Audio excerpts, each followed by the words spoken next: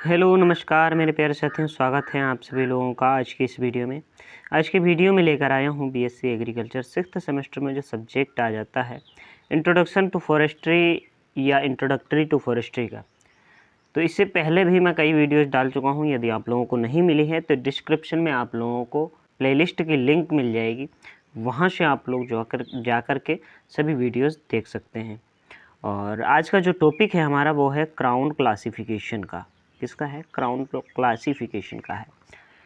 तो यदि आप लोगों ने अभी तक चैनल को सब्सक्राइब नहीं किया है तो चैनल को सब्सक्राइब कर लीजिए, जिससे जो भी मैं वीडियो डालूंगा उसकी नोटिफिकेशन आपके पास सबसे पहले पहुंचेगी। तो इसमें सबसे पहला भाग आ जाता है दोस्तों कि क्राउन वर्गीकरण का परिचय। तो इसका जो है सबसे पहला क्वेश्चन आ जाता है कि क्राउन का वानिकी में क्या अर्थ है। तो क्राउन का जो है वानिकी में क्या अर्थ है, इसका राइट आंसर हो जाएगा दोस्तों, वो हो जाएगा सी वाला कि पेड़ के ऊपर का शाखाओं और पत्तियों वाला हिस्सा। फिर उसके बाद आ जाता है अगला क्वेश्चन हमारा। इसमें पूछा गया है कि क्राउन क्राउन वर्गीकरण मुख्य रूप से किस आधार पर किया जाता है। तो मुख्य रूप से किस आधार पर किया जाता है, इसका जो है राइट आंसर हो जाएगा दोस्तों, वो हो जाएगा बी वाला। तो इसमें बताया गया है कि कैनोपी में पेड़ की सापेक्ष स्थिति और प्रकाश की उपलब्धता पर। फिर आ जाता है अगला क्वेश्चन। इसमें पूछा गया है कि किस प्रकार के वनों में क्राउन वर्गीकरण सबसे अधिक स्पष्ट और उपयोगी होता है। तो इसका राइट आंसर हो जाएगा दोस्तों बी वाला कि सम आयु वनों में। ठीक है, तो इसमें आ जाता है इवन एजिड या रेगुलर फॉरेस्ट्स। फिर उसके बाद आता है अगला क्वेश्चन हमारा। इसमें पूछा गया है कि क्राउन का आकार शेप मुख्य रूप से किस पर निर्भर करता है। तो मुख्य रूप से किस पर निर्भर करता है, प्रकाश की उपलब्धता और स्थान पर निर्भर करता है। फिर उसके बाद आ जाता है दोस्तों अगला क्वेश्चन हमारा। इसमें पूछा गया है कि एक समान आयु वाले स्टैंड में क्राउन की श्रेणियों की संख्या आमतौर पर कितनी होती है। तो इसका राइट आंसर हो जाएगा दोस्तों बी वाला, 4 से 5 होती है। फिर उसके बाद आ जाता है दोस्तों भाग 2। ठीक है, तो भाग 2 में पूछा गया है कि प्रमुख क्राउन श्रेणियों से संबंधित क्वेश्चंस। तो इसमें पहला आ जाता है कि डोमिनेंट ट्रीज प्रभावी वृक्ष में होते हैं जिनका क्राउन कैसा होता है। राइट आंसर हो जाएगा बी वाला कि कैनोपी के सामान्य स्तर से ऊपर होता है और ऊपर से पूर्ण प्रकाश प्राप्त करता है। फिर आता है अगला क्वेश्चन। इसमें पूछा गया है कि कोडोमैनेंट ट्रीज सह प्रभावी का क्राउन कैसा होता है। तो इसका जो है राइट आंसर हो जाएगा दोस्तों, वो हो जाएगा बी वाला। यह कैनोपी का सामान्य स्तर बनाता है और ऊपर से प्रकाश प्राप्त करता है। फिर उसके बाद आता है अगला क्वेश्चन हमारा। इसमें पूछा गया है कि इंटरमीडिएट ट्रीज मध्यवर्ती वृक्ष किसे कहते हैं। तो मध्यवर्ती वृक्ष किसे कहा जाता है, राइट आंसर हो जाएगा दोस्तों बी वाला। इसमें बताया गया है कि जिनके क्राउन को केवल ऊपर से थोड़ा प्रकाश मिलता है और बगल से दबा होता है। फिर आता है अगला क्वेश्चन। इसमें पूछा गया है कि सप्रेशेड ओवरटॉपेड ट्रीज दबे हुए वृक्ष की मुख्य विशेषता क्या है। तो इसका राइट आंसर हो जाएगा दोस्तों ए वाला, इन्हें ऊपर या बगल से कोई सीधा प्रकाश नहीं मिलता है। फिर आता है अगला क्वेश्चन हमारा। इसमें पूछा गया है कि वह पेड़ जो पूरी तरह से मर चुका है लेकिन अभी भी खड़ा है उसे क्या कहते हैं। तो राइट आंसर हो जाएगा दोस्तों डीड मृत, बी वाला राइट आंसर हो जाएगा। फिर आ जाता है अगला क्वेश्चन हमारा। इसमें पूछा गया है कि विशेष क्राउन प्रकार से संबंधित क्वेश्चन। इसमें पूछा जाता है पहला क्वेश्चन कि वोल्फ ट्रीज भेड़िया वृक्ष किसे कहते हैं, ये किसे कहा जाता है। तो इसका राइट आंसर हो जाएगा दोस्तों बी वाला कि एक अलग थलग पेड़ जिसका क्राउन बहुत बड़ा और फैला हुआ होता है और अन्य पौधों की जगह घेर लेता है। फिर उसके बाद आ जाता है अगला क्वेश्चन हमारा। इसमें पूछा गया है कि वही चाबुक जैसा पेड़ की क्या विशेषता है, चाबुक जैसे पेड़ की क्या विशेषता है। तो इसका राइट आंसर हो जाएगा दोस्तों बी वाला, बहुत पतला और लंबा तना जिसका क्राउन बहुत छोटा होता है। तो इसके बाद आ जाता है अगला क्वेश्चन हमारा। इसमें पूछा गया है कि स्टेज हीडेड ट्रीज किसे कहते हैं। तो इसका राइट आंसर हो जाएगा दोस्तों ए वाला, जिसके ऊपर की शाखाएं सूख गई हों हिरण के सींग जैसी। फिर उसके बाद आता है दोस्तों अगला भाग हमारा।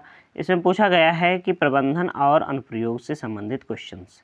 तो पहला क्वेश्चन आता है इसमें कि क्राउन थिनिंग, क्राउन विरलीकरण में किन पेड़ों को हटाया जाता है। तो इसका राइट आंसर हो जाएगा दोस्तों बी वाला, डोमिनेंट पेड़ों के विकास के लिए उनके प्रतिस्पर्धियों को। फिर आता है अगला क्वेश्चन, इसमें पूछा गया है कि क्राउन रेशियो, क्राउन अनुपात क्या है। तो राइट आंसर हो जाएगा दोस्तों बी वाला, क्राउन की लंबाई पेड़ की ऊंचाई। फिर उसके बाद आता है अगला क्वेश्चन हमारा, इसमें पूछा गया है कि अच्छे विकास के लिए एक स्वस्थ पेड़ को क्राउन रेशियो कम से कम कितना होना चाहिए। तो राइट आंसर हो जाएगा दोस्तों बी वाला, 30 से 40% होना चाहिए। फिर आता है अगला क्वेश्चन, इसमें पूछा गया है कि प्रकाश प्रेमी लाइट डिमांडर्स प्रजातियों में क्राउन का विकास कैसा होता है। तो राइट आंसर हो जाएगा दोस्तों बी वाला, बड़ा और फैला हुआ होता है। फिर आता है अगला क्वेश्चन हमारा, इसमें पूछा गया है कि क्राउन डेंसिटी और कैनोपी। तो इसमें पहला क्वेश्चन आ जाता है कि कैनोपी क्लोजर कैनोपी क्लोजर का क्या अर्थ है। तो राइट आंसर हो जाएगा दोस्तों बी वाला कि पड़ोसी पेड़ों के क्राउन का आपस में मिल जाना। फिर आता है अगला क्वेश्चन कि क्राउन डेंसिटी को मापने के लिए किस उपकरण का उपयोग किया जाता है। तो राइट आंसर हो जाएगा दोस्तों बी वाला कि डेंसिटोमीटर का उपयोग किया जाता है। फिर आता है अगला क्वेश्चन कि पूर्णतः बंद कैनोपी, क्लोज कैनोपी का डेंसिटी मान वैल्यू कितना होता है। तो राइट आंसर हो जाएगा दोस्तों बी वाला, 1 पॉइंट होती है। फिर आता है भाग 6, ठीक, तो इसमें आ जाता है विविध। तो इसका जो है पहला क्वेश्चन आ जाता है कि क्राउन वर्गीकरण किस वैज्ञानिक प्रबंधन प्रणाली का हिस्सा है। तो इसका जो है राइट आंसर आ जाता है दोस्तों, वो आ जाता है ए वाला कि सिल्वीकल्चर, वनवर्धन। फिर उसके बाद आता है अगला क्वेश्चन हमारा, इसमें पूछा गया है कि क्राउन के आधार पर पेड़ों की छटाई, प्रूनिंग का मुख्य लाभ क्या है। तो इसका जो है राइट आंसर हो जाएगा दोस्तों, वो हो जाएगा गांठ रहित कैनोट फ्री लकड़ी प्राप्त करना। फिर आता है क्लीन वॉल का क्या अर्थ है। तो इसका राइट आंसर हो जाएगा दोस्तों बी वाला, शाखाओं रहित साफ मुख्य तना। फिर उसके बाद आता है अगला क्वेश्चन हमारा, इसमें पूछा गया है कि भाग 7 में की ऊंचाई और स्थिति के आधार पर वर्गीकरण। तो इसमें पहला क्वेश्चन आ जाता है कि किस श्रेणी के पेड़ों को डोमिनेंट्स के ठीक नीचे माना जाता है, जो मुख्य कैनोपी का हिस्सा होते हैं। तो इसमें जो है राइट आंसर हो जाएगा बी वाला, कोडोमिनेंट्स हो जाएगा। फिर आता है अगला क्वेश्चन, इसमें पूछा गया है कि इंटरमीडिएट पेड़ों को प्रकाश कहाँ से प्राप्त होता है। तो इसका जो है राइट आंसर हो जाएगा दोस्तों, वो हो जाएगा सी वाला, ठीक है, सी वाला इसका राइट हो जाएगा कि केवल ऊपर से बहुत कम मात्रा में। फिर उसके बाद आता है अगला क्वेश्चन, इसमें पूछा गया है कि यदि किसी स्टैंड में डोमिनेंट पेड़ को काट दिया जाए तो सबसे पहले किन पेड़ों की वृद्धि तेज हो जाएगी। तो राइट आंसर हो जाएगा दोस्तों बी वाला, कोडोमिनेंट और इंटरमीडिएट पेड़ों की। फिर आता है अगला क्वेश्चन, इसमें पूछा गया है कि ओवरटॉपेड पेड़ों का भविष्य मुख्य रूप से किस पर निर्भर करता है। तो राइट आंसर हो जाएगा दोस्तों बी वाला, उनकी छाया सहने की क्षमता पर। फिर आता है अगला क्वेश्चन हमारा, इसमें पूछा गया है कि सरप्राइज्ड पेड़ों को हटाना किस प्रकार के थिनिंग का हिस्सा है। तो किस प्रकार के थिनिंग का हिस्सा है, राइट आंसर हो जाएगा बी वाला, लो थिनिंग, अधोवर्ती विरलीकरण। फिर उसके बाद आ जाता है अगला क्वेश्चन, अगला भाग हमारा आ जाता है। तो इसमें क्या पूछा गया है कि क्राउन की आकृति और स्वास्थ्य से संबंधित क्वेश्चंस। तो पहला क्वेश्चन आ जाता है कि सिमेट्रिकल क्राउन सममित क्राउन आमतौर पर कहाँ पाया जाता है। तो इसका राइट आंसर हो जाएगा दोस्तों बी वाला, खुले क्षेत्रों या स्टैंड के किनारों पर उगे पेड़ों में पाया जाता है। फिर आता है अगला क्वेश्चन, इसमें पूछा गया है कि असिमेट्रिकल क्राउन, असममित क्राउन का मुख्य कारण क्या है। तो इसका राइट आंसर हो जाएगा दोस्तों ए वाला कि एक तरफ से प्रकाश की कमी या पेड़ों पर दबाव। फिर आता है अगला क्वेश्चन, इसमें पूछा गया है कि क्राउन स्प्रेड छत्र का फैलाव मापने के लिए किस विधि का उपयोग किया जाता है। तो राइट आंसर हो जाएगा बी वाला कि तने के क्राउन के किनारों तक की औसत त्रिज्या मापना होता है। फिर आता है अगला क्वेश्चन हमारे, इसमें पूछा गया है कि एपिकॉर्मिक ब्रांचेस, अपस्थानिक शाखाएं कब विकसित होती हैं। तो इसका राइट आंसर हो जाएगा दोस्तों बी वाला, जब अचानक किसी पेड़ को अधिक प्रकाश मिलता है अत्यधिक थिनिंग के बाद।